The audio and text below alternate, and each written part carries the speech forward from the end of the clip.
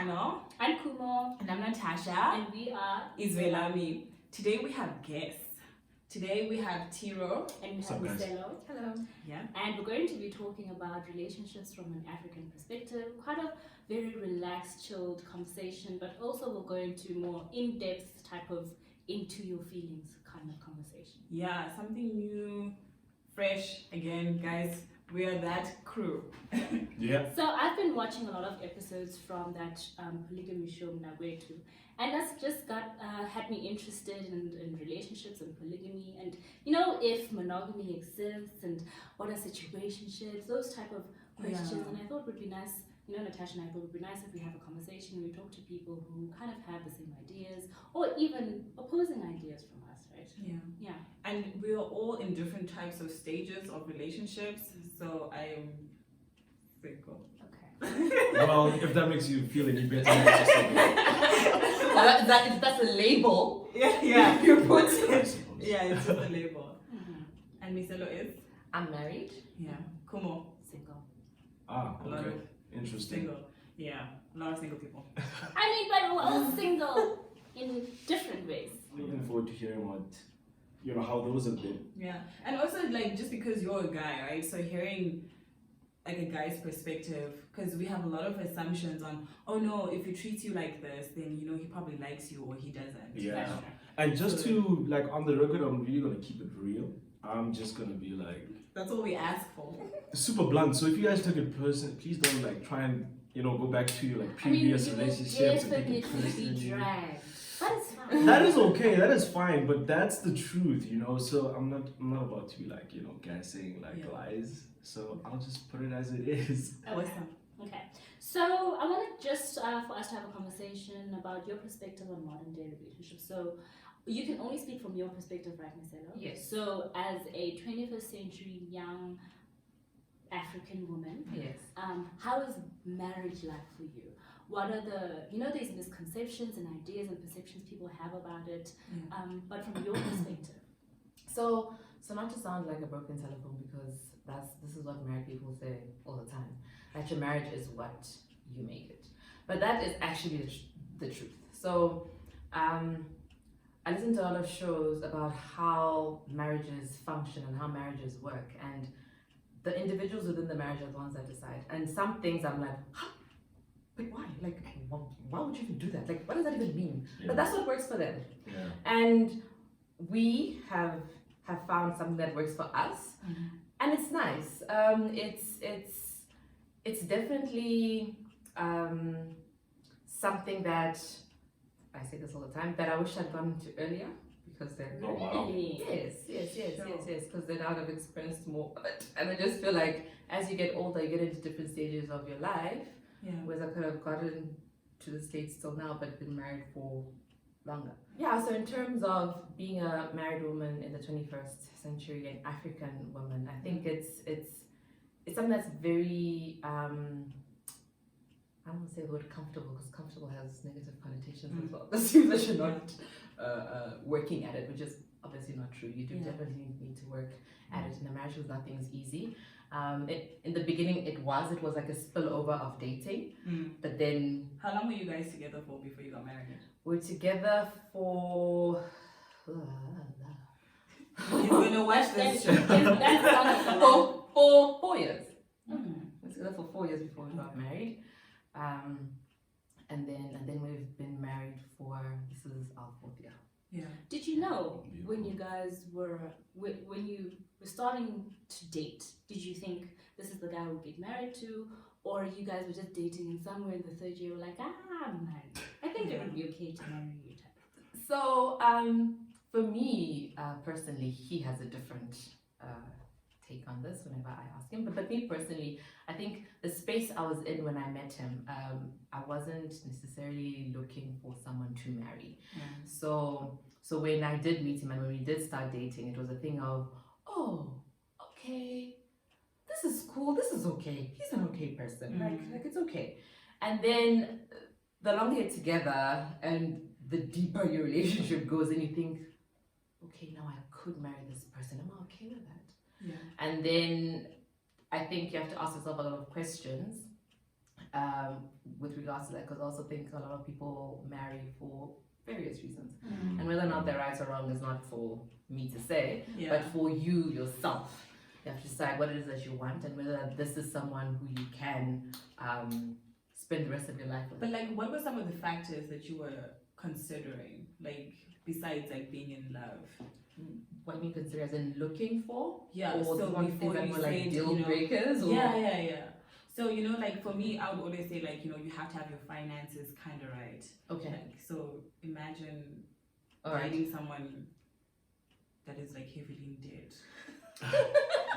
I'm just like, I'm I not feel like that's trying. such a tricky and I was sensitive one. Speaking to someone about that, and they said, "I'm gonna date someone who Yeah. is unemployed."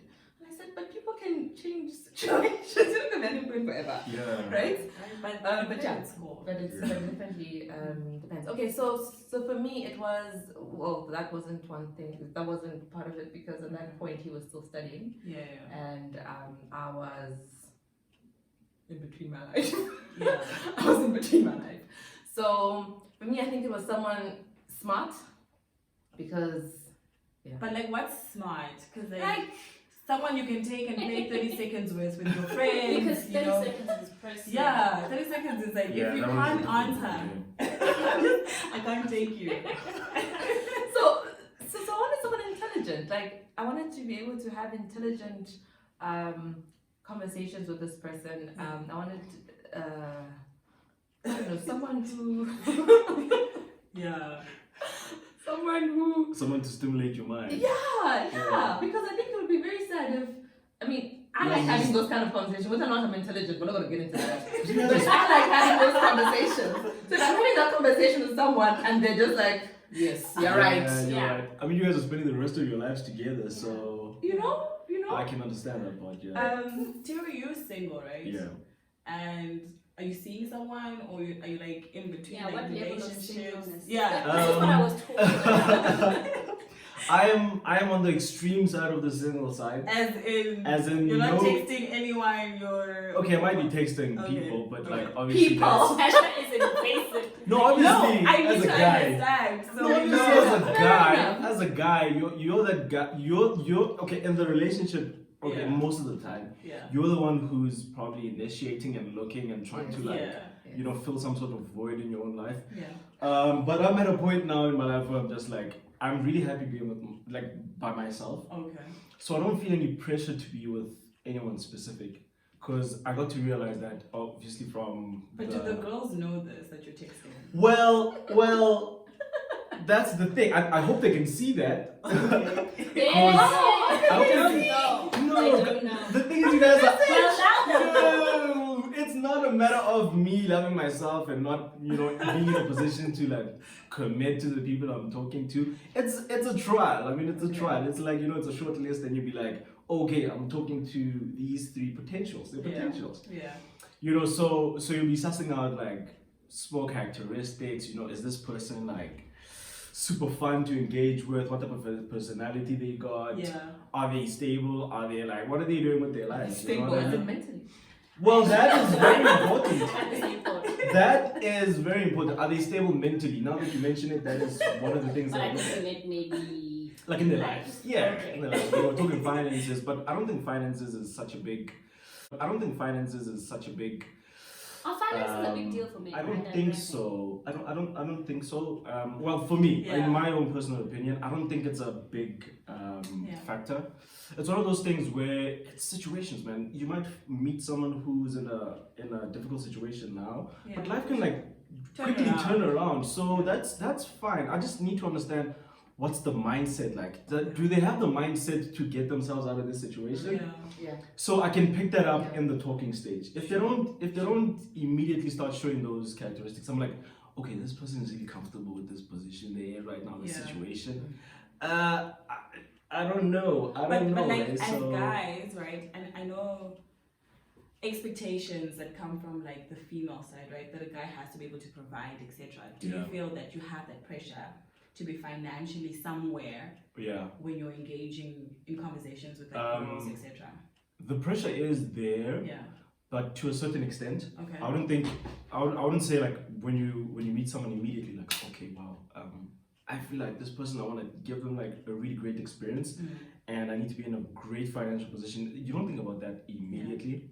I think while you're still in the honeymoon phase, you're like getting to know the person better and understand what makes them happy. It's not a big factor. But I think once you are out of the honeymoon phase and you start to realize that this person gets really happy when I do stuff for her, and I start like when you go initiate exactly. So we go on expensive dates, we started to move around. I can see, wow, like her mood is like changing. So I'm like, okay, now I gotta keep this up. Yeah. So yes, obviously financially you need to be in a position where you can do that. Yeah. I think guys like that. They want to be naturally. We are authoritative, like possessive. You are. Yeah. You want to provide. As much as you're my person, you're also like my child. Oh my Can gosh. I ask the question? Yeah. So with regards to that, you're speaking about how men naturally want to be the provider, be the one that women go to, and that kind of thing. Do you think that is Naturally, I just want to have your back. Do you think that is an innate thing, as in we can't move away from it, or do you think that is something of the past, and we should be moving towards a thing where men and women are in like Definitely. more?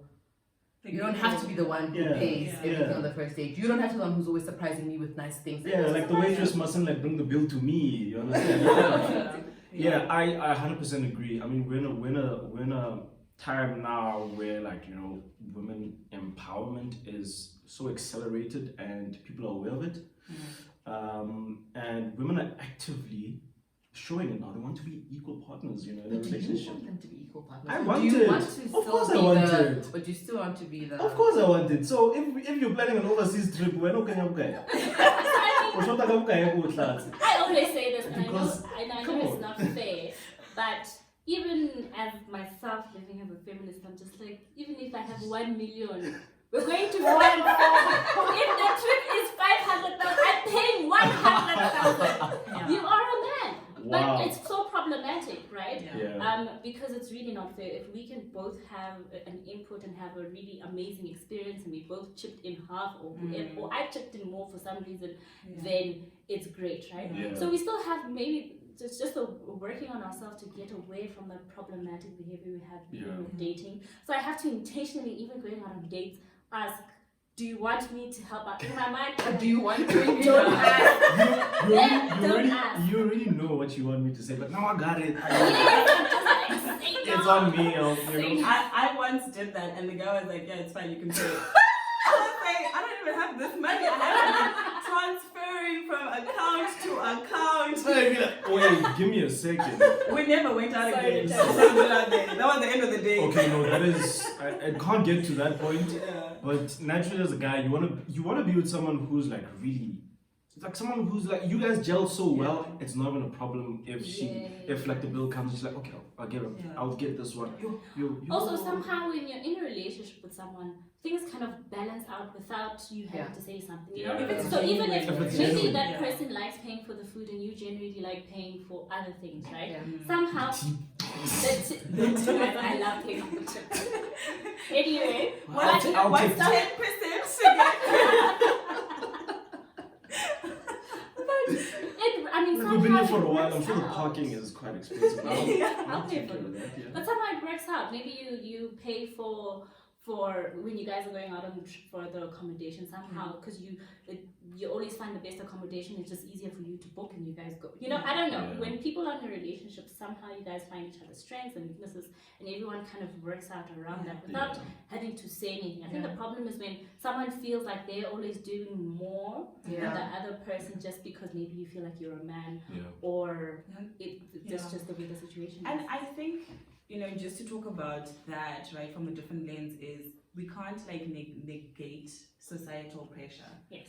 Especially like culturally, where families are like, you can't get married to this guy, he's like unemployed, or he's like a truck driver and you work here, you're going to be providing for him, etc. So what role, like in your relationship, Miselo, Kumo, and Tiro, does like cultural and societal pressure play in who you choose as a partner and how you navigate your relationships? That's very interesting. You choose as a partner and how you navigate relationships. I think where I come from, if I were to like speak about my background, I have a lot of chats with my dad. Yeah. And whenever I do get an opportunity to speak to the old timer, he'll like sit me down and be like, listen, when I was growing up, these were the challenges I experienced dating women from different cultures. And I'm trying to give you a blueprint of like something to follow or something to like try and get through some of the challenges with. So he's like, first of all, don't date a Xhosa girl. Hectic. I'm like, wait, what? You are Zulu? No, I'm Bedi. Bedi. I'm Bedi. Okay, cool. So at the time, I was with a Xhosa girl. So I'm like, What's happened now? this is a bit tricky now. But why? You know, explain to me why. And he really just tried to break it down. He's like, okay, like don't marry a girl who already has a child. So all of those things start coming out, and I'm listening, and I'm like, okay, these are based on his experiences, of course. Obviously, I've got like a lot of siblings. We don't necessarily share the same mother, but we share the same dad. So I understand where he's coming from. So like, don't expose yourself to a lot of women, so that you, like, don't repeat the mistakes that I did. But obviously, in life, I also need to like make my own mistakes and try and figure things out myself. But do you think that the advice that he's giving you now kind of plays a role in who you're chatting to? Sometimes. Without I you feel like even consciously I exactly. Sometimes it happens, and you meet a girl, and she got a kid, and you're trying to like infuse yourself in that whole situation, and you get a few barriers, and then you quickly go back. You're like, oh, this is what you've been talking about. Okay. You know, so sometimes now you gotta make a decision on the guy to say, am I going to challenge this and try and figure it out? Am I just going to back out and say, okay, well, I did get warned about this, so let me just back off. So it's a constant thing of trying to like find a balance between like what historically or culturally is acceptable. And what's been fed to you, right? And what you want to like. And Miselo, you are Zambian, George is Zambian. Yes. Do you think that, you know, because you went to varsity here in South Africa, etc., do you think that you were more inclined to date, you know, someone from Zambia, or were you open at the time when you were dating to like, you know, but like I could date a Zulu person. That would be interesting. I'm actually interested in finding out the answer. So, okay, so yes, I met George when we were in university. That's when I met him, but when we started dating later on.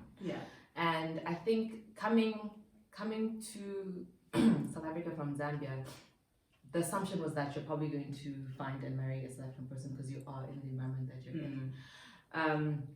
But I think for me, I found it. I found that it would have been a big cultural difference. And it would have just been hard. So if it did happen, I was, I guess, going to be okay with it.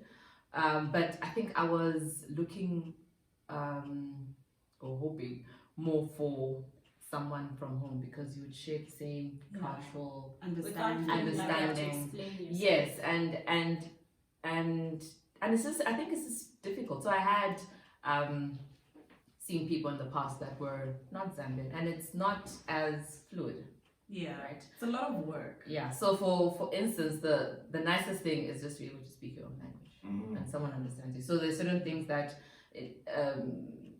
or even just the way you process certain things, it's based on your environment and that person will be able to understand what it is that you say, what it is you come from. In fact, George and I went to the same primary school. So when I make references, I didn't know him. But when I make certain references, he immediately understands. And I think that's also part of the niceness that I was speaking about before, about how it's like it was easy, it was nice. So Kumo, would you date someone not South African? Oh, definitely. But I do think the problem would be in expression. Right?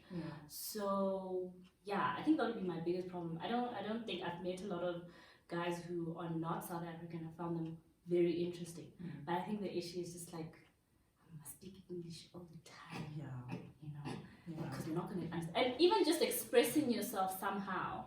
But also I found that a lot of people who are living in South Africa and are now South African have probably maybe assimilated so much, so they can maybe understand a few expressions. And I just feel like they'll always just be overcompensating for me, and me just feeling like, it's okay because he's been living here for so long. He understands when I say H what I mean. But when he expresses himself in his own language and around his people, there'll be a disconnect for me. Yeah. So that is just my issue with that. Is just that communication. I don't think we'll ever to be able to get to that point. Yeah. You know, we're able to express and understand each other almost as friends. You know, when you say something. Yeah. You know. Yeah. Interesting. You? How's your experience in dating? So I dated a Zambian once and a South African. Sure. Sure is your answer. All I would say is, I don't know, and it's been so funny, right? Because I grew up here, right? I grew up in South Africa, and I've always somehow ended up dating Zimbabweans, right? But I also started dating quite late, so I met a lot of Zimbabweans when I was like in varsity, and like now. So the times when I did step out and date like someone who's not Zimbabwean, it was so much work. I was just like, I didn't like it. But I think it's just not because of where they come from, but I just think that they were just bad people. Interesting. You know? Bad people in what sense? As in they're just like terrible human beings. Like, are you like willing to like share some of those bad experiences? Well, I Because mean... like, if you say someone is bad, Bad person. I want to say what's like bad. Like, was he a philanderer? Yeah, like someone, you know, just like they couldn't communicate well, they would always lie about their whereabouts, etc. So I don't think that has anything to do with the fact that the person was, I just think they were bad people. But then, I mean, that obviously kind of left some kind of taste in my mouth. Yes. You know?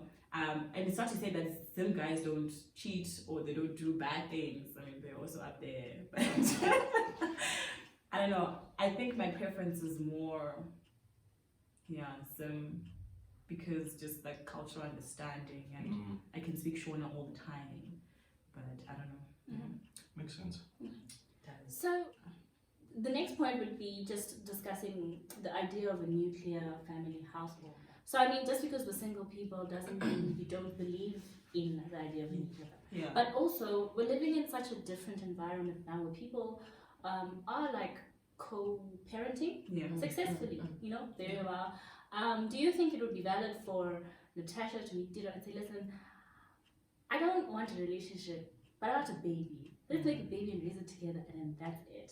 Or is there still some strength or importance in having nuclear households where we're raising children as African people in the same household? To have that experience, especially knowing our history and where we come from, and and it's something that we don't see a lot, right? Like absent fathers, for example. So, like, you know, how do we, if it is important, like, how do we get that right? Like, how do we get people to be present so that we just have one nuclear family? especially men. Remember that stat that was saying that a lot of children are born with unregistered fathers. Oh wow. Like Okay. majority of them. I think, in my opinion, the whole concept is, I mean, it's been in place for so many years. You understand? So only recently in the new millennium now we're starting to like expand our thinking and try and, you know, challenge the status quo to say that, like, okay, you don't necessarily need a father and a mother in the same households because we got vastly different types of relationships out there. You know, you got the LGBTQ, LGBTQI community plus community. So in that context as well, if you got two men raising a child and you got two females raising a child, it's different dynamics, you know, where you shift from the normal, you got a father and a mother, and there's certain qualities and values you'll learn from your mother as a guy and as a woman. And there's certain qualities obviously that you are learning from your father as a guy, as a woman. And okay. Well, yes. I just feel like in the status quo, I haven't had any problems with growing up with both parents. I mean, I feel like I've learned a lot from my father in terms of how to raise children and how to run a household. And I've learned a lot from my mother as well. If the situation was different, where I was being raised by two mothers and two fathers, I think that would vastly change the type of person that I am. Because I do know that like there's some things that I have picked up from both parents that I know for a fact that I don't want to, have replicated in my own relationship or family. But I think it always boils down to the type of person that you are and what you're looking for in a relationship. And how you're planning to run your household as well. It's one of those things. It's let it go. So I definitely agree with what you're saying, and I think the most important aspect of family is presence.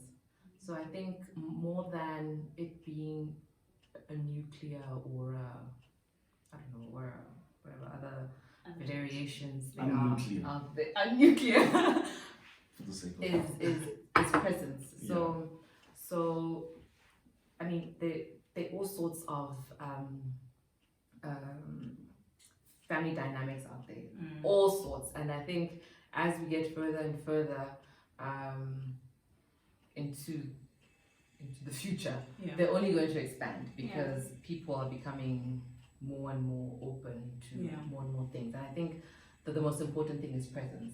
So whether it is two people that decide, to Kumo's point, we are not together, but we're going to have a child, and you're going to continue your life, and I'm going to continue mine. But it's presence for that child, for example.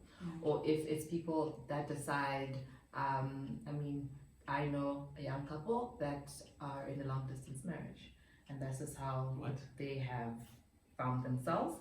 But even with those challenges, you still need to be present within the marriage itself. And I think it obviously just makes it harder because of distance. Marriage. It's like the whole concept of marriage is marrying. I know, but it does. It's very strange because it's not what we're used to. But I mean, they're doing it. Is this working like out for them. Is it like a short-term thing, or is it situational, or is it fixed to say that okay, we got a family, my home? But I mean, there was a friend of Is mine. It's weird to ask. She wants to get married, but she wishes they could live in two different houses. Yes. Houses. Yeah, she wishes she was going to get married, and she said she wants to get married, but she wants them to live in two different homes because she still her wants and her husband. her and her husband. Okay. And then the kids live with her. She hadn't thought about that yet. It never happened. But So I'm kids just got saying, their own like shuttle. people can create their own rules because it's their marriage. True. 100%. But I think the important thing is presence and working for the marriage. So if you decide we're gonna have a marriage and it's gonna be like that, then you need to work for the marriage and for your common cause. Whatever that cause is. I mean, people get married for all sorts of reasons. People get married for financial freedom. It's like, people get married for anything. So true. So it just depends on the people. But I think the most important thing would be to be present in whatever scenario. And I know a guy who had his parents were divorced from a very young age, right? So, but he did spend time with his dad and then with his mom, etc. But predominantly stayed with his mom. But now he's like in his 30s, and when we talk about like would he ever get married, then he says he would, but he just doesn't know what that looks like. So he doesn't want to commit to someone and not be able to gel with what their idea of marriage is, because he's never seen it in the traditional sense working out, right? So even when he is dating and he gets to like the serious point, like are you going to propose or not, then he like backs away because he's like, I don't know if I can do it, right? So as much as the parents want to be present, etc., there's always that psychological impact that's going to fall onto the child, right? And then they grow up to be these adults that don't know if they want to commit or not commit. You know, they know they want something, they just don't know what it looks like. And time is passing, right? But then that can happen either way. So to your point, I know people that have witnessed their parents in a bad marriage. And same thing happens. So you get to a point and you're just like, I don't want the repetition of what happened to my parents. So I don't know. It's I don't know. That's a tricky tricky one. Well, I would love to. I would love to like settle down. Yeah, I'm there with Tiro. I'd like to settle down. Yeah, I mean it's Time, it's- guys. Yeah, time's not on my side. But Wow. it has to be with someone that, you know, I want to be with. Like, I never want to be in a situation where I settle down because people are telling me that it's, you know, Definitely, yeah. Yeah. you're getting older, you know, you need to start having kids now, you know. Oh, but also the wrong reasons. Yeah, exactly. So I never want to be in that situation. Rather just leave me alone. Yeah, you know. 100%. And Yeah. when the right person comes, then we'll do that. What's the right person? Wow. Right person for you. Yeah, Right exactly. person for you. Yeah. I don't know. I'm someone that I just gel with. I don't know. When I see it, I will know. That is That is very true. tricky as well. It's true, but it's very tricky because I've been in situations where I meet someone, we gel, Yeah. and then after like 2 weeks, we're like, Microwave gel and it. anesthetic. like something's not right here. Yeah. Man. Like I'm not feeling the same way I did on the 1st of March. Like what's the 14th of March? But like I And think it's we not just have difficult to to, understand like- that no one's perfect, right? Yeah. Like I am definitely there at the bottom like, when it comes to like perfection. But it's just meeting someone, right? My understanding and what I would be expecting from it is meeting someone and I'm okay with that they're not perfect. Yeah. Right? So even if my mother came and said, Natasha, no man, you need to leave this relationship. And if I'm like, no, he's gonna get there, or you know, this is happening. And if I'm happy with that situation, then that's the person for me. It hasn't happened. No, but I Which hear is you, why though. we're Such a here, powerful right? thing. I think I've picked up something about like women. I saw something, I read it somewhere, like the moment women see red flags, when the emotions are present, apparently those red flags become orange flags. Oh, So how do you now switch on your logic to be like, okay, I like this guy, but all the red flags are there. yeah. But the emotions are taking over, but they kind of look like orangish, Yeah. and it looks like I can like get past it. Yeah. And you get into a commitment, Yeah. and then a few years down the line, because you guys got like a lot of years down the line. Yeah. I mean, if you're like in your 20s now, damn, you're like 60, 70, Yeah. like plus years you're to be together. Yeah. So if you're like in the first 2 weeks, first year, 2, 3, you're like, okay, this is nice, but there's these things that I'm not really comfortable with, and they do have the potential to Be something bigger. something bigger. Yeah. You know, and gradually you can see these things picking up, and but emotionally you're still very strong. Logic obviously is present, but it's all powered by the emotion. But I think Why does that that's the- happen, and how do you like Yeah. I mean that's the nature of the human condition, right? No, so if the he's saying it's women, so I want to know, when you as a man see red flags, what do you do? I run? Immediately. It's a red flag. I'm like, But not everyone it's runs, red for right? a reason. Because like I know guys that would be like, yo, she's crazy. They'll Yeah. ask him, so but why are you Okay. with her? Okay, then that I is know. okay. That goes back to the guy and like the type of person that he is and what he's accepted. Yeah. If he's looking for a relationship and he finds someone and he realizes that this is not necessarily a red flag, it is difficult, but I It's can an handle it. orange flag. It's an orange flag for him as So well. it is a red flag, but I can't see properly. It's an orange flag. It's okay for them. It's orange. It's not necessarily a red flag. Yeah. But it really goes back to essentially, like you as a person, if you're going to look for someone, you need to understand that that person is not necessarily obliged to change for you, because there are people who are strong enough to deal with that type of personality and the character that Yeah, they I are. mean, there are people who you know are crazy. It's like, I don't understand how you're married. Exactly. Yeah. That person has the Right? strength to deal with that craziness. Yeah. You know, some of the people who don't have that strength, you're like, But yo. then that's when you It know is you bad. found the right person for you. Because Right? yeah, Because- 100%. Because I believe that if you really love someone, then you shouldn't expect them to change for you. Yeah, They should yeah, change 100%. because you know they want to change, but it shouldn't be an expectation that you No, have that no, 100%. you know Natasha is suddenly going to be this person.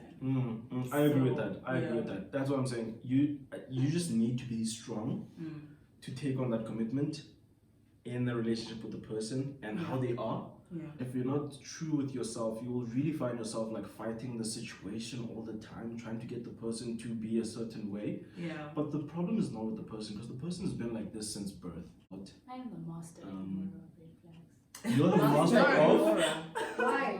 Must I Why? ignore her? Yeah. Ignore Why her. do you ignore them? I don't know. Because some things are not even, let's say, red flags, right? It's just maybe a clash of maybe personalities because you are this type of person and this person, and this thing consistently bothers you. But you know, you can't change it about that person because that's just the way that that person is, Yeah. possibly, right? Yeah. But still, you're just like, But like, to what end though do you continue? Like, why spend so much time and effort in something that's just gonna be the reason why you end up breaking up? True. You know. I don't know. I'm trying to explain like red flags. I don't know. Women, we are very Forgiving. yeah. Things will get better, Mm. and then they're not getting better, and they're like, but they were better last time, so he's trying. And also with that, right, it then feeds into the idea of what a relationship is that stems out from people around us.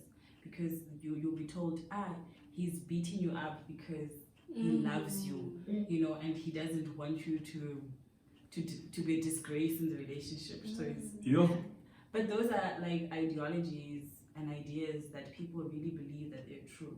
That your husband will beat you up because he loves you. Yes, yes. Or because he's helping you. So I've had someone say to me, yeah, if you're not doing the right thing, we must show you. We must. So I'm like, right thing? That's what just a little bit. Hey, I'm definitely not a fan of that.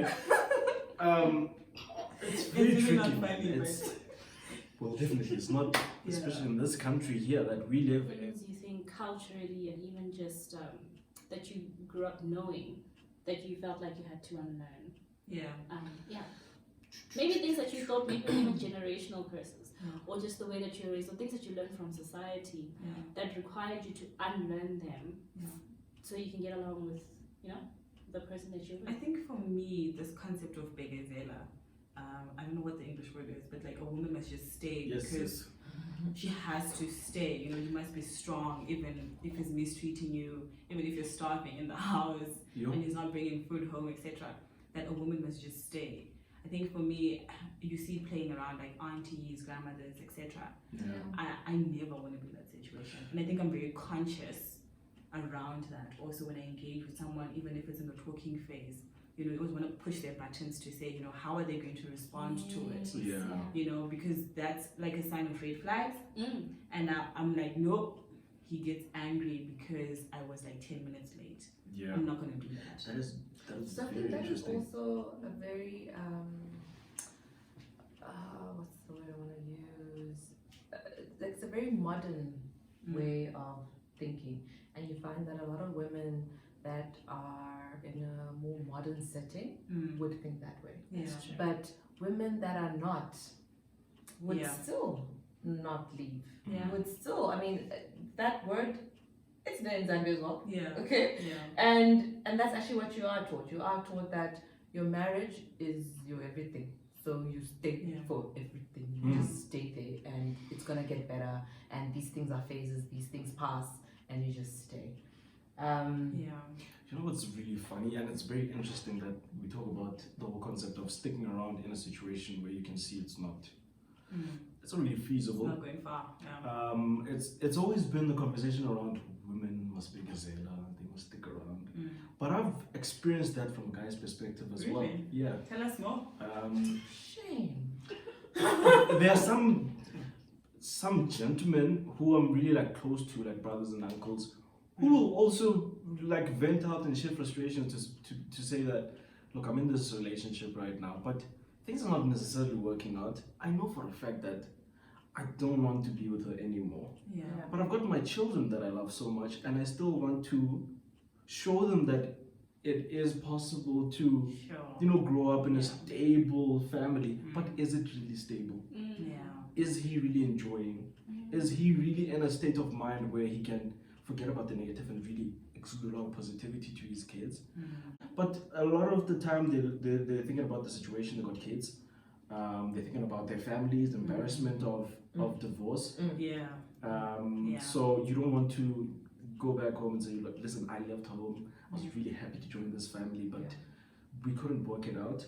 You don't want to disappoint the other partner's family. And it's nice that you brought up the shame in divorce. There is shame. right? So people stay in these unhealthy relationships because of the shame, like she's a divorcee. You know, you She don't couldn't want make it her. work. Yeah, she couldn't make it work. What's wrong with her? You know, there's so much negativity that's, I mean, and you're doing it for your sake and for your mental well-being, right?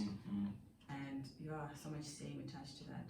But I think as well that is something I think that is changing, especially like in our generation and in our age group.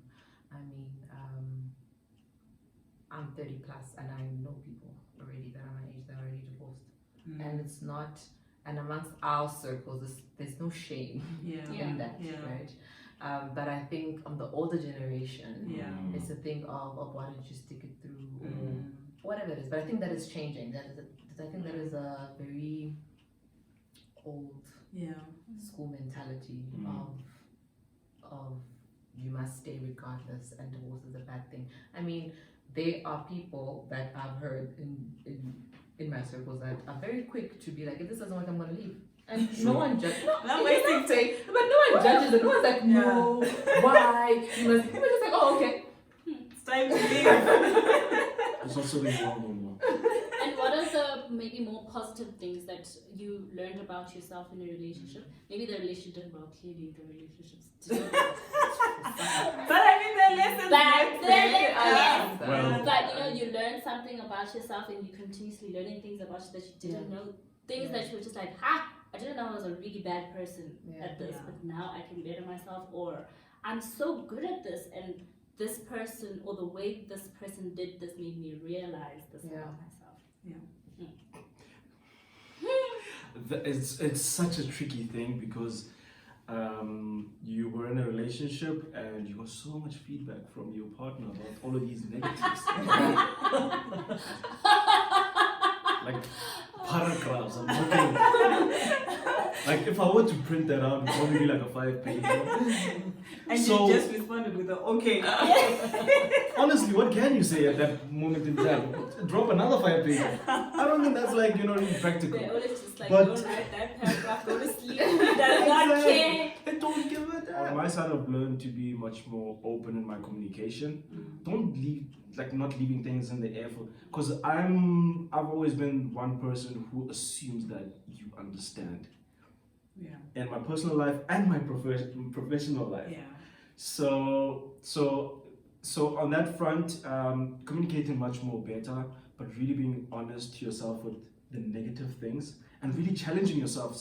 Next time you're in a situation where they say you don't respond well, or you just really get frustrated really quickly, and you really gauge yourself like, okay, I actually handle that situation a lot better now. But I noticed that it's very easy to talk about relationships and negative things that must be turned into positive until you're in that situation. Be like, oh no, in this situation I act like this, and then it actually comes up, and you're like, Father God, please hold me back. I'm about to strangle this person. Like this is not right. So it's. I think the thing I've learned, or I'm learning, is my ability, I think, to be patient. So I think when you're in a marriage, and when you're face to face with someone very different from you all the time, you learn to be patient. And I have lots of it actually. I have a lot of it, which is nice. I'm learned about myself, and I think also to be willing to change. So there's, I mean, you enter into a relationship thinking this is me, and take it or leave it. And this is the way things are gonna be forever.